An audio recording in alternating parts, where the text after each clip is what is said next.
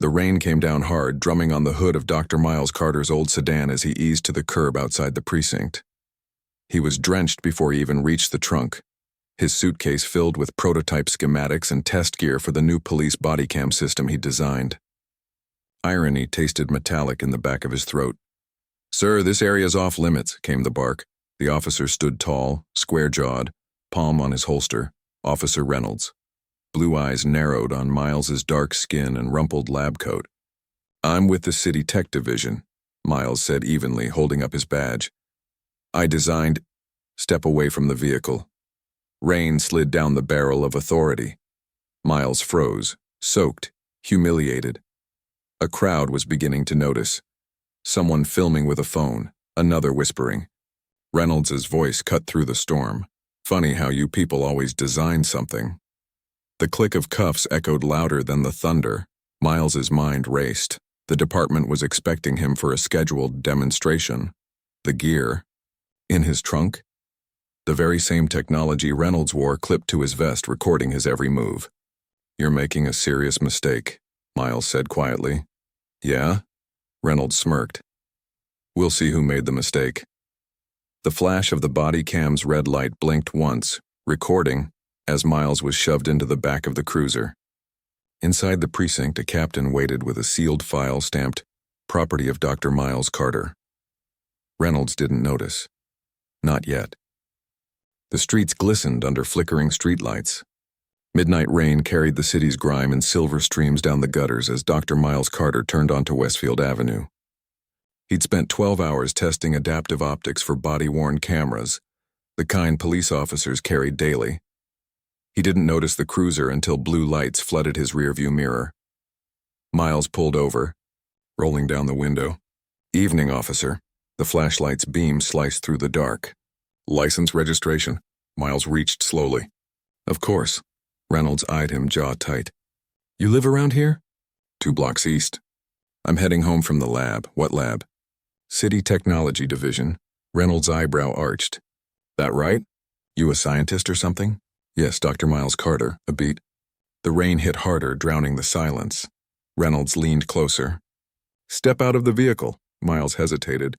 "May I ask why—" "Out." The word cracked like a whip. Miles complied, stepping into the rain. Reynolds circled the car. "You matched the description of a suspect in a theft last week." "I can assure you," Reynolds held up a hand. "You people always can." Something in Miles's chest locked. "Excuse me?"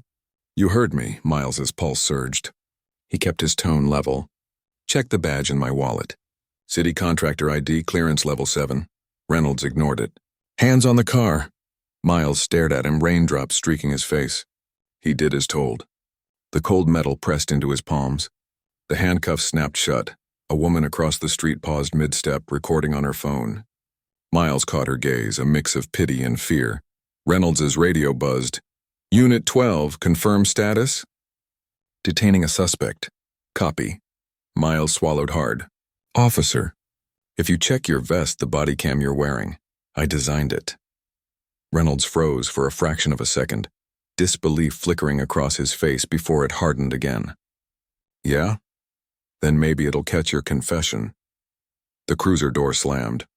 Inside the car, Miles's soaked lab coat clung to his skin. His reflection in the glass looked foreign, powerless. He closed his eyes as the engine started. For the first time in his life, Miles Carter, the man who engineered truth into every frame of police footage, was about to become the footage himself. The fluorescent lights buzzed overhead, casting a pale, merciless glow across the concrete walls. Dr. Miles Carter sat on the cold metal bench of the holding cell, hands clasped loosely in his lap. The cuffs were gone, but their impression remained, faint red marks on his wrists. Across the corridor, Officer Reynolds leaned against the desk, trading lazy jokes with another cop. The laughter echoed. "So," Reynolds said, glancing toward the cell, "our genius thief still holding up?" The younger officer beside him, Jenkins, frowned. "You sure he's the guy? Doesn't fit the description." "He's got clearance tags all over his stuff," Reynolds scoffed. "That's what makes him slick. They know how to fake it." Miles looked up. His voice was calm, controlled. "If you search my case, you'll find official project documents." My name, the city logo, serial numbers. It's all verifiable. Reynolds smirked. Yeah, and I'll probably find some story too. Jenkins shifted uneasily. Sir, the database confirmed his ID badge. Paperwork can be faked. I don't take chances. Miles spoke again, softer this time. You're not taking chances. You're taking liberties. Reynolds' grin faltered. What's that supposed to mean? It means you made a judgment before you asked a single question. A tension rippled across the room. Jenkins busied himself with paperwork, pretending not to listen. Reynolds stepped closer to the bars. You people think you can talk your way out of anything. Miles's gaze didn't waver. And you think a badge makes you right. For a moment, silence pressed heavy between them. Just the hum of the lights and the distant shuffle of shoes. Then Jenkins stood abruptly. I'll log the evidence, he muttered, grabbing the folder off the desk and disappearing down the hall. Reynolds lingered, eyes cold. You know, Doc, arrogance looks bad on a man in cuffs. Miles tilted his head slightly. So does ignorance on a man with power. Reynolds' hand twitched toward his belt, then stopped. He took a step back, jaw tight. You'll sit tight until morning. Maybe you'll learn some humility. As the officer left, the sound of the door locking behind him echoed like a final insult. Hours passed. The rain outside turned to wind. A distant thunder rolled. Miles sat still, breathing through the frustration building beneath his ribs. His thoughts were clear, not of revenge, but of proof. Everything he'd worked on, the body cameras, the accountability systems, was built to prevent exactly this. And yet it had failed him. He leaned forward, elbows on his knees. His voice, low and steady, filled the empty room. If this is justice, he said to no one, then truth has no witness. A faint hum broke the stillness, the sound of a nearby monitor powering on. Red light blinked on the wall camera. Miles looked up. The surveillance feed had begun recording. Outside the cell, Jenkins's voice echoed faintly. Captain, you'll want to see this. The guy in holding, he's not who we thought. Footsteps approached. Multiple. Hurried. Miles exhaled, slow and quiet. The storm outside wasn't the only one coming. The captain's office door swung open with a dull thud. A stale mix of burnt coffee and paperwork filled the air. Captain Marlowe looked up from his desk, brows furrowed. What's this about, Jenkins? The young officer set a manila folder on the table. Sir, I checked the credentials on the man we booked last night. Dr. Miles Carter. He's not a suspect. He's a contractor with the city's tech division. Marlowe's eyes narrowed. Tech division? Yes, sir. Jenkins opened the folder, revealing a government seal. He's the lead engineer on the police accountability project, the body cam initiative. A pause. The sound of the wall clock ticking grew loud. You're saying the guy we've got in holding is the one who designed the gear every officer in this department wears? Jenkins finished quietly. Marlowe rose from his chair. His jaw clenched. Where's Reynolds? In the hall, sir. Send him in. Seconds later, Reynolds entered, posture still cocky, unaware. Captain, sit down. Reynolds frowned but obeyed. Marlowe slid the file toward him. You want to explain this? Reynolds flipped through the documents, certifications, photos, press releases. The same logo printed on his vest camera gleamed from the page. He looked up, incredulous. This can't be right. It's right, Jenkins said. I confirmed with city records. Reynolds' composure cracked just slightly. He never said who he was. Marlowe's tone was ice. He didn't have to. Reynolds leaned back, eyes darting. Captain, I acted within protocol. He matched a suspect description. I detained him. You cuffed the man who gave us the tools to prove misconduct, Marlowe shot back. Do you understand the optics of that? Reynolds' jaw worked soundlessly. Jenkins spoke again quietly. There's more. His prototype case was logged as evidence. Inside are components labeled with our department's ID numbers, proprietary tech. He was delivering it here for testing. Marlowe exhaled slowly. Jesus Christ. He stood and looked out the window. Rain streaked down the glass, city lights blurred behind it. Get him out of that cell now. Reynolds rose, voice low. Captain, with respect, this doesn't change the fact that he resisted. Jenkins turned. He didn't resist. The footage shows that. Reynolds froze. What footage? The one from your vest cam. A beat. The words hit like a blow. Reynolds's hand moved instinctively toward his chest, where the small red light blinked faintly. He hadn't reviewed it. He hadn't realized it was still running when he'd thrown Carter into the car. Marlowe's voice cut through the silence. Internal Affairs already pulled the feed. Reynolds' breath hitched. "Sir, save it," Marlowe snapped. "You're done talking." The captain strode past him, signaling Jenkins. "Go. Bring Dr. Carter here now." Minutes later, the door opened again. Miles entered, his face composed but tired. His lab coat hung damp from the night before. Marlowe gestured to the chair across from his desk. "Dr. Carter, please sit." Miles hesitated, scanning the room. The same officer who'd humiliated him now standing rigid in the corner.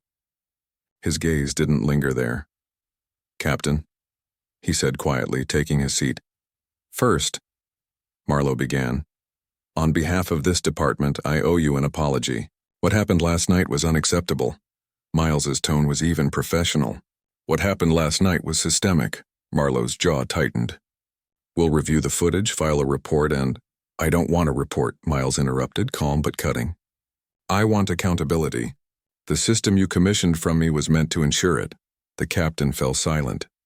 Miles leaned forward, locking eyes with Reynolds. "You used my technology to record my humiliation.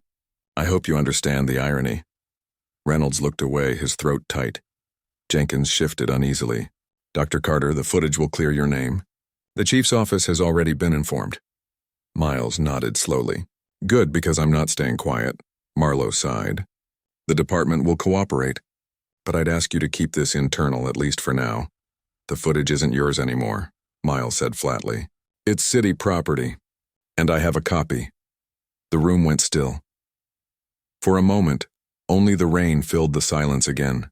The same steady rhythm as the night before, but heavier now, heavier with truth. Marlowe finally nodded. "Understood."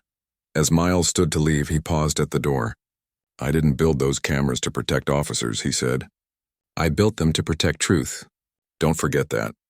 He walked out without another word. Behind him, Reynolds sat frozen, the glow from there. As Miles stood to leave, he paused at the door. "I didn't build those cameras to protect officers," he said. "I built them to protect truth. Don't forget that." He walked out without another word. Behind him, Reynolds sat frozen, the glow from the monitor reflecting across his badge, a badge that now meant less than the red light blinking beside it. Morning sunlight cut across the precinct floor, slicing through dust and tension. Phones rang. Coffee cups clinked, but conversation hushed when Dr. Miles Carter's name was mentioned. In the captain's office, the mood was grim. Chief Rollins sat stiffly behind Marlowe's desk, flanked by two internal affairs agents. Reynolds stood in front of them, pale but defiant. Rollins's voice was calm, too calm. "Officer Reynolds, the footage is circulating already. Someone leaked it to the press at 6 a.m. Reynolds' eyes widened. "What? That's impossible." "Nothing's impossible once a video goes online," one of the IA agents interrupted, sliding a tablet across the desk. "Every major outlet's running it. Headline says, 'Scientist behind police tech assaulted by officer wearing his own invention.'" Reynolds looked down. The still image froze him, his own face twisted mid-shout, hand gripping Miles's arm. The red recording light blinked in the corner. He tried to speak, but Marlowe's glare silenced him. Rollins sighed. "City Hall wants answers. The mayor's office called me directly. This department is under a microscope." Reynolds' jaw tightened. "He's making this about race." "That's all it is." "No," Marlowe snapped. "You made it about race the second you assumed a black man in a hoodie carrying equipment must be a threat." Reynolds' voice cracked. He was acting suspicious. IA agent Lopez leaned forward. "Suspicious or simply existing?" The words hung sharp in the air. Rollins stood, straightening his jacket. "Effective immediately, you're suspended without pay pending investigation. Hand over your badge and weapon." Reynolds didn't move. His pride, his fear, his disbelief all collided in a single frozen second. "You're throwing me under the bus to save your image." Marlowe spoke softly, but the softness carried more weight than a shout. "You did that yourself." Reynolds placed the badge on the desk. The metal clink echoed through the room. Outside, news vans clustered by the curb. Reporters leaned over barricades, microphones ready. "Dr. Carter, are you planning to sue the department?" Do you think the officer should be fired? Miles shielded his eyes from the glare, his calm unshaken. I'm not here to destroy careers, he said. I'm here to expose a system that still refuses to see who people are before it decides what they are. Cameras flashed. The words hit social media within minutes. Back inside, Marlowe watched the live feed on his monitor. Jenkins hovered nearby. He's good, Jenkins murmured. Knows how to hit without shouting. Marlowe didn't respond. His face was heavy with something that wasn't guilt. It was realization, sir? Jenkins asked. Marlowe finally said, That man built us a mirror, and now we're being forced to look into it. At the same moment, Reynolds sat alone in his car in the station lot, scrolling through his phone. Comments, headlines, outrage, his name everywhere. Officer Reynolds suspended after racial profiling incident. Police brutality caught on own body cam tech. Each headline struck harder than the last. He threw the phone onto the passenger seat and gripped the wheel. A knock on his window startled him. It was Jenkins. Captain said you need to clear your locker. Reynolds opened the door slowly. You think I'm a monster too, huh? Jenkins hesitated. I think you made a choice. And choices have weight. Reynolds' mouth twisted. You think that man's innocent? You think he didn't bait me? Jenkins' voice was steady. Does it matter? Reynolds didn't answer. Later that day, in a conference room at City Hall, Miles sat across from two city officials and a lawyer. We're prepared to issue a formal apology and allocate funding for an independent audit of the police tech program, one official said carefully. We'd also like to retain you as a consultant to help with implementation. Miles studied their faces, the polished politeness, the calculated remorse. You don't want reform, he said softly. You want redemption optics. The official stiffened. He continued, I'll work with you, but not to protect you, to make sure this never happens again. The lawyer smiled thinly. That's all we needed to hear. Miles stood, adjusting his coat. You didn't hear anything, he said. You just want this story to die. I won't let it. He walked out, sunlight spilling across his face as if the city itself had shifted. A place still broken, but now aware. Back at the precinct, Marlowe watched the news replay again. Miles's words echoed in his head. I built them to protect truth. For the first time, the captain turned off the monitor and sat in silence, staring at the badge on his desk, wondering whether the truth could still protect any of them. The marble steps of City Hall shimmered under late morning sunlight. Reporters jostled for space, microphones raised, cameras humming. The air felt charged, the kind of tension that follows when an institution is about to bleed its own truth in public. Dr. Miles Carter adjusted the cuff of his shirt. A faint bruise still marked his wrist, a reminder, not a wound. The podium in front of him bore the city seal. Behind him stood the mayor, Police Chief Rollins, and several grim-faced officers. A reporter's voice pierced the static. Dr. Carter, do you believe this department can be reformed? Miles looked up. His voice was even, controlled. Reform begins when accountability stops being selective. A murmur rippled through the crowd. He continued, tone sharper now. This isn't about one officer or one incident. It's about the mindset that made this incident possible, and the silence that keeps it alive. Rollins shifted beside him, jaw tightening. The mayor forced a practiced smile. And that's why we're here today, she said into the mic. To announce a joint initiative with Dr. Carter to ensure our technology and training represent equity and integrity. Cameras flashed. The audience leaned forward. Miles didn't smile. Integrity isn't a department policy, he said quietly. It's a daily decision. The words landed like a hammer. Across the street, Reynolds watched from his parked car, hat pulled low. His suspension had gone public. His wife stopped answering calls. His union rep had told him to stay invisible until things settled. He turned up the volume on the live broadcast. A reporter asked, Dr. Carter, do you forgive the officer? Miles's eyes flickered. Forgiveness isn't mine to hand out. Justice is. Reynolds slammed his palm against the steering wheel. He's milking this, he muttered, though his voice shook. He's turning me into a villain. But even as he said it, something in him faltered. The footage, the headlines, the silence from his own department. His phone buzzed, a message from an unknown number. You made your choice. Now live with it. He froze, staring at the screen, the text burning like a warning. Back on the steps, Chief Rollins approached the mic. As of today, Officer Reynolds has been relieved of duty pending criminal review. The department condemns any act of bias or misuse of authority. The reporters exploded with questions. Chief, why did it take a viral video for you to act? Will the department release all body cam footage? Is this reform or damage control? Rollins hesitated, the mask slipping for a fraction of a second. Then, we are committed to transparency. Miles stepped aside, letting the noise fill the air. For once, he didn't need to speak. The truth was louder than any defense. Later, in the quiet of his lab, the hum of machines replaced the roar of the crowd.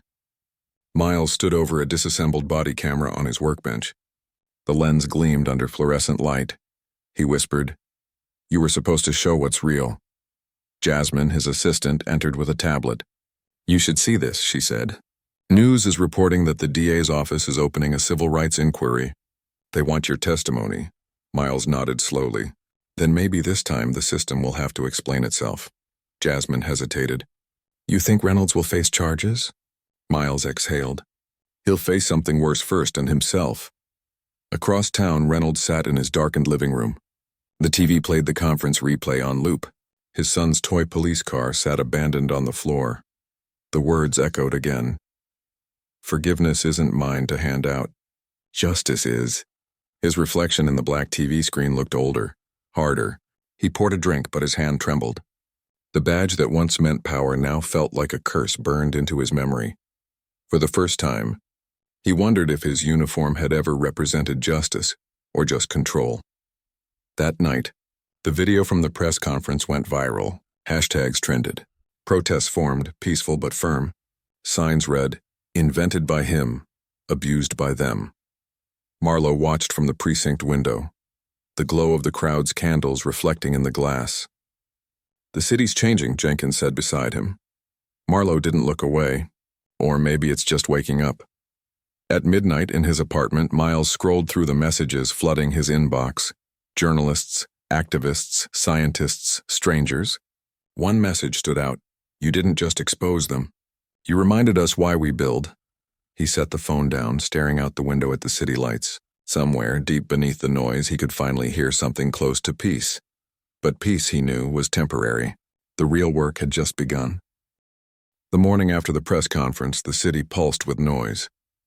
News anchors dissected every word, politicians spun angles, and the department scrambled for damage control. Headlines burned across screens. Scientist arrested by cop who used his own gear. Police under scrutiny after racism scandal. Miles Carter watched the coverage from his lab, eyes rimmed with exhaustion. The hum of computers filled the silence. His phone buzzed. Another interview request, another demand for comment. He turned it face down. Jasmine entered with 2 coffees. "They're saying Reynolds hired a lawyer. Union's trying to paint it as a misunderstanding." Miles gave a short laugh, bitter at the edges. "They always do. System protects itself before it protects people." She hesitated. "You're trending again." He looked up. "For what?" She showed him her phone. A photo. Him standing at the podium, hand raised slightly, light catching the bruise on his wrist. Caption, "Dignity under fire." Miles' expression hardened. "They'll make a symbol out of me until they move on to the next story." Across town, Officer Reynolds sat at his kitchen table. His badge lay in front of him like a dead weight. His lawyer's voice came through the speakerphone. "Internal Affairs wants a statement. Stick to your training narrative." Say you thought he was resisting. "Do not admit bias, intentional or otherwise." Reynolds rubbed his temples. "You think this'll blow over? Public's emotional. Give it time. They'll forget." But Reynolds wasn't sure. The image of Miles's calm eyes, the bruise, the silence as it gnawed at him. He muttered. He didn't even raise his voice. "What?" the lawyer asked. "Nothing." He ended the call. His son appeared in the doorway holding a crayon drawing, a stick figure cop and a stick figure man shaking hands. "You're still a good guy, right, Dad?" Reynolds' throat tightened. "Yeah," he said, though the word barely made it out. "Yeah, buddy." At police headquarters, Captain Marlowe watched chaos unfold. Officers whispered in corners, some angry, others uneasy. The department's reputation hung by a thread. He turned to Chief Rollins. Public pressure's not letting up. Carter's testimony might lead to a full investigation. Rollins sighed. We'll cooperate. The optics demand it. Optics, Marlowe said, the word tasting sour. Maybe this time it should be more than optics. Rollins shot him a look. Watch yourself, but Marlowe didn't back down. Maybe it's time we admit what's rotting this place from the inside. That evening, Miles sat across from a district attorney in a glass-walled office. Files and reports lay scattered between them. You understand, Dr. Carter, the DA said. This could turn into a criminal case. But I need your full cooperation, including your development records on the body cameras. Miles frowned. You mean the ones they disabled before arresting me? The DA nodded grimly. Exactly. We can prove tampering, but only if you help us trace the software logs. Miles leaned forward. I'll do it. But I'm not doing this for revenge. I'm doing it because I want the truth documented. The DA smiled faintly. Sometimes that's how justice begins. Reynolds, meanwhile, drove aimlessly through downtown, headlights slicing through the drizzle. Every billboard seemed to echo the story. His face blurred but recognizable. His badge number leaked. His name trending with venom. His radio buzzed, a message from a fellow officer. You ruined us, man. Should have kept your head down. He turned the radio off, pulled over near a park, and sat in the darkness. For the first time he saw what his silence, and others, had built. A system that only worked for some. A machine that devoured dignity and spat out denial. He whispered, What have we done? At the same hour, protesters filled the steps of City Hall, candles flickering in the rain. Miles stood among them, hood drawn low. A young woman beside him recognized him and gasped. You came, she said softly. I had to, he replied. I built the cameras that were supposed to stop this. She nodded. Now they'll record the truth. He looked at the candlelight reflecting off wet stone, the sound of chanting building in rhythm. Justice means all. At the precinct, Marlowe watched through the blinds. They're not stopping, Jenkins said. They shouldn't, Marlowe replied. Reynolds is cracking. You think he'll confess? Maybe. Or maybe he'll finally understand what the badge was supposed to mean. That night, Miles returned home.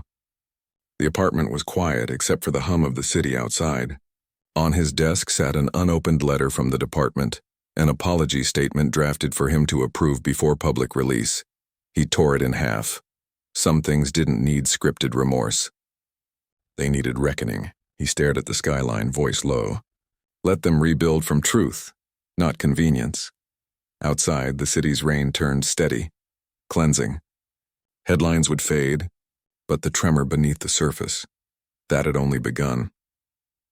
A low hum filled the interrogation room, the faint buzz of fluorescent lights and the distant thrum of traffic through concrete walls. Officer Reynolds sat at the table, fingers clasped, eyes hollow. A camera blinked red in the corner. Across from him, Captain Marlowe watched silently, pen still, tape recorder running. Reynolds finally broke the quiet. You think I don't know how bad it looks? Marlowe leaned back. I think you know exactly how bad it is. Reynolds swallowed. I was following procedure. He reached into his bag. For his ID, Marlowe cut in. We've seen the footage. You didn't give him time to explain. Reynolds' hands twitched. You ever been in that moment, Cap? Split second. You don't think, you just act. Marlowe's tone hardened. Act on what, Reynolds? Threat or color? The words hung like smoke. Reynolds looked up, something flickering in his eyes. Fear, maybe recognition. You ever wonder if this place makes us worse? Marlowe didn't answer.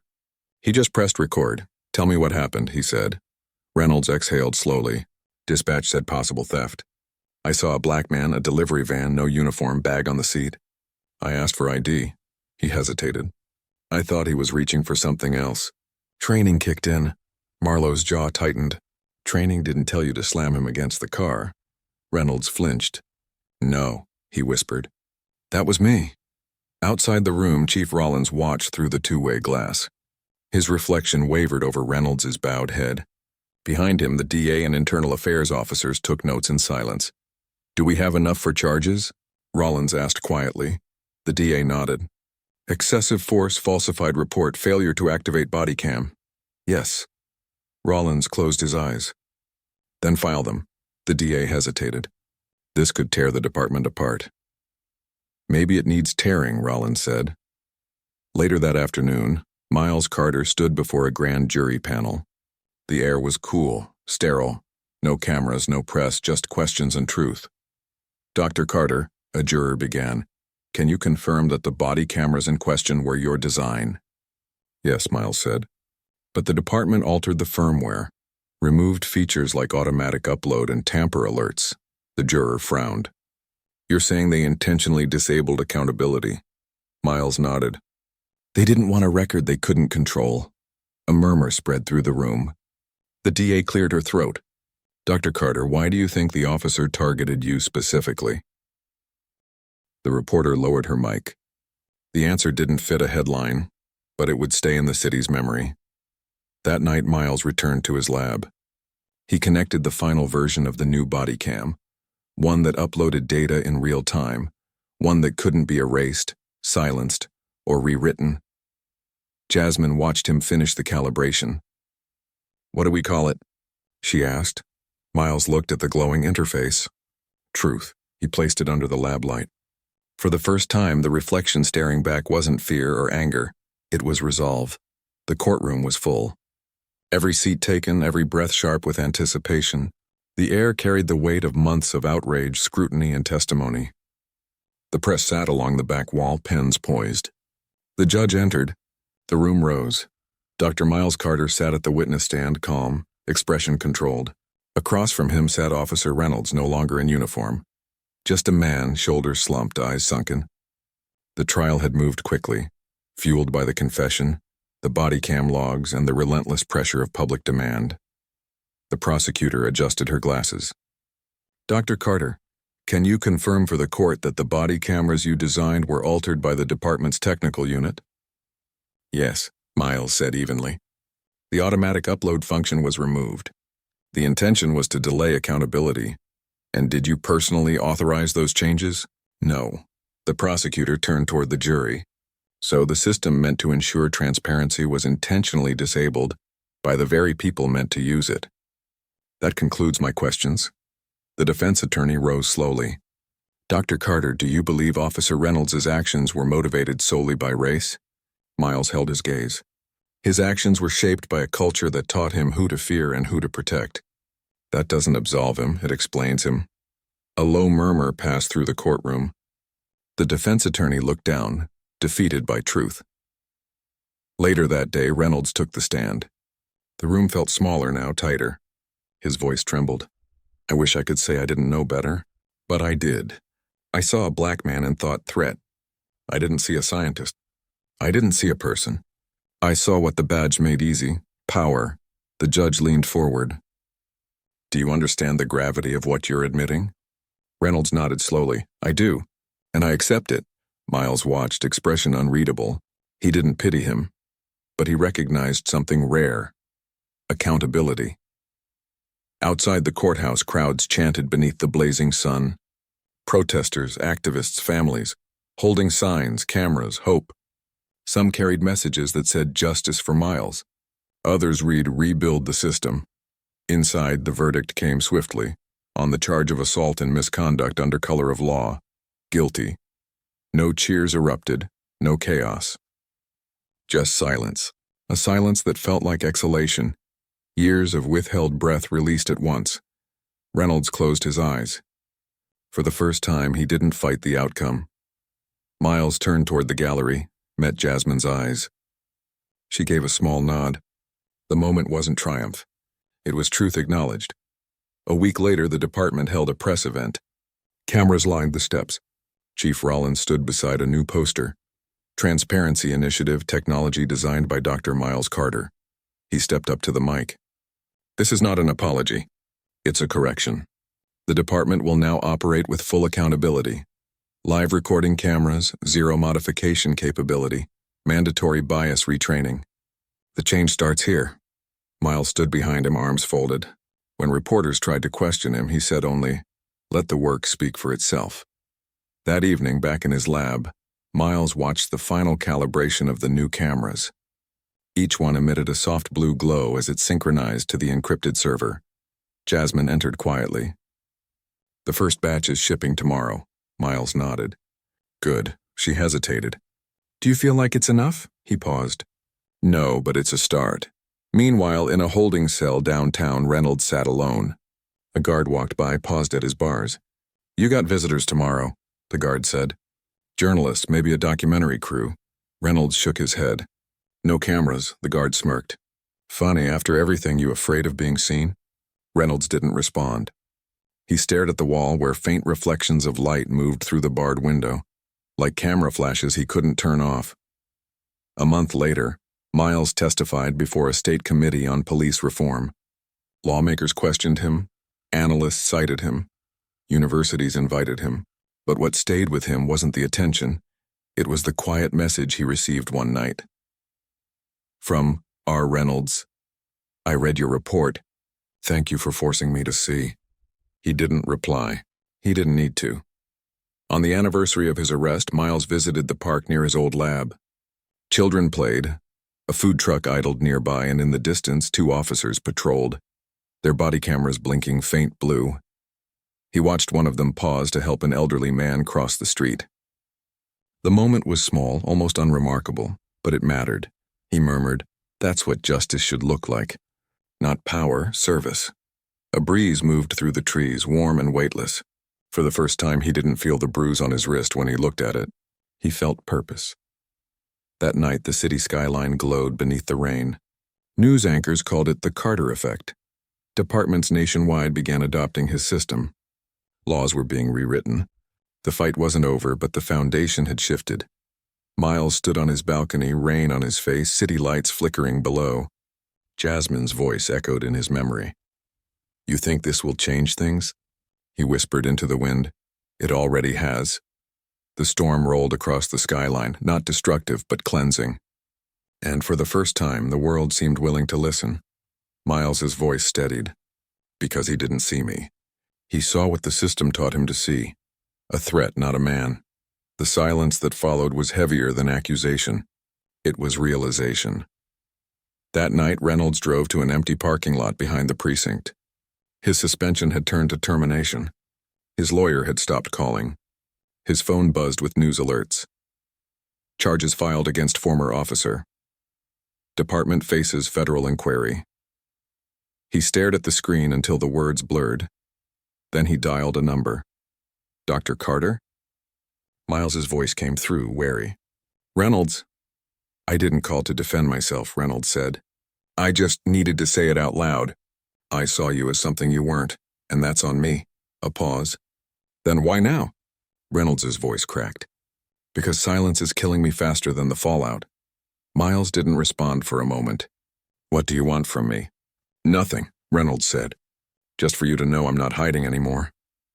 Miles's tone softened slightly, but stayed distant. Then tell the truth, publicly. Reynolds' jaw tightened. You think that'll fix anything? No, Miles said. But it'll stop the lie from spreading. The line went dead. The next morning, Reynolds walked into a press briefing alone. Cameras flashed like gunfire. His uniform was gone. He wore a plain suit, no badge, no insignia. Reporters called his name. He stepped up to the mic. I was wrong. The crowd fell silent. I used my position to act out fear disguised as authority. I assaulted a man who did nothing wrong. I filed a false report to protect myself. And the department, the system, let me. The flashes intensified. Someone shouted, Do you regret it? Reynolds' voice wavered. I regret not realizing sooner who I became. I regret that I needed his blood to see my reflection. In the back of the room, Miles watched, expression unreadable. He didn't clap. He didn't speak. But something in his posture shifted. Not forgiveness, just acknowledgement. Later, outside the courthouse, a journalist approached Miles. You heard the confession? What now? Miles looked past her to the skyline, to the courthouse steps filled with protest signs. Now, he said, we build what was broken. Do you believe he's changed? He paused. Change isn't belief. It's consequence. The courtroom was full. Every seat taken, every breath sharp with anticipation. The air carried the weight of months of outrage, scrutiny, and testimony. The press sat along the back wall, pens poised. The judge entered. The room rose. Dr. Miles Carter sat at the witness stand, calm, expression controlled. Across from him sat Officer Reynolds, no longer in uniform. Just a man, shoulders slumped, eyes sunken. The trial had moved quickly, fueled by the confession, the body cam logs, and the relentless pressure of public demand. The prosecutor adjusted her glasses. Dr. Carter, can you confirm for the court that the body cameras you designed were altered by the department's technical unit? Yes, Miles said evenly. The automatic upload function was removed. The intention was to delay accountability. And did you personally authorize those changes? No. The prosecutor turned toward the jury. So the system meant to ensure transparency was intentionally disabled by the very people meant to use it. That concludes my questions. The defense attorney rose slowly. Dr. Carter, do you believe Officer Reynolds' actions were motivated solely by race? Miles held his gaze. His actions were shaped by a culture that taught him who to fear and who to protect. That doesn't absolve him, it explains him. A low murmur passed through the courtroom. The defense attorney looked down, defeated by truth. Later that day, Reynolds took the stand. The room felt smaller now, tighter. His voice trembled. I wish I could say I didn't know better, but I did. I saw a black man and thought threat. I didn't see a scientist. I didn't see a person. I saw what the badge made easy, power. The judge leaned forward. Do you understand the gravity of what you're admitting? Outside the courthouse, crowds chanted,